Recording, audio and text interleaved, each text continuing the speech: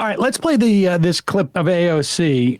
This one I really liked, where she went in hard about Donald Trump and union. This was, I mean, her speech was very well received.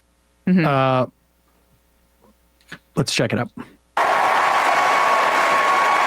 Kamala Harris, I see a leader who understands. I see a leader with a real commitment to a better future for working families. And Chicago, we have to help her win.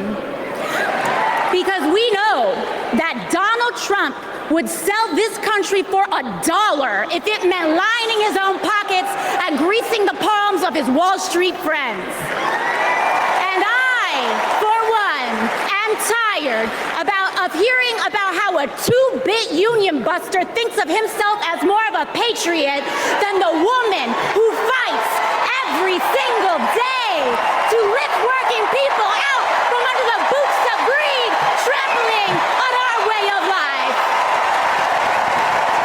The truth is, Don, you cannot love this country if you only fight for the wealthy and big business. To love this country is to fight for its people, all people, working people, everyday Americans like bartenders and factory workers and fast food cashiers who punch a clock and are on their feet all day in some of the toughest jobs out there.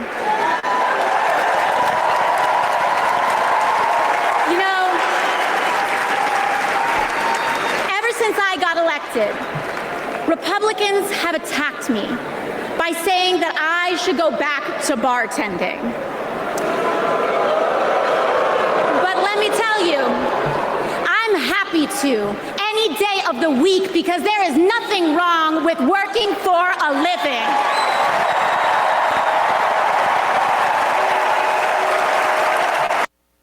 I mean, that is, I mean, I imagine she said that over the years, but that really puts them in a jam for their attempt to appeal to working people, where they criticize her for being a working person.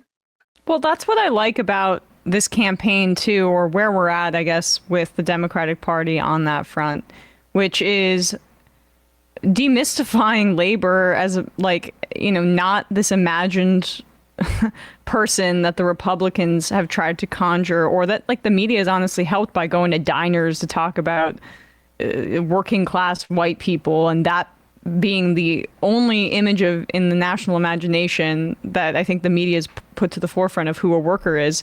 Workers are all different races, workers are all different genders. AOC was a bartender and she didn't have health insurance, and that was a big part of what was the impetus for her to run. And so she also followed Sean Fain. So that's thematic consistency that I appreciated. That was the part of her speech that I thought focusing on unions too, and Trump as a union buster following Fain. That's a strong compliment.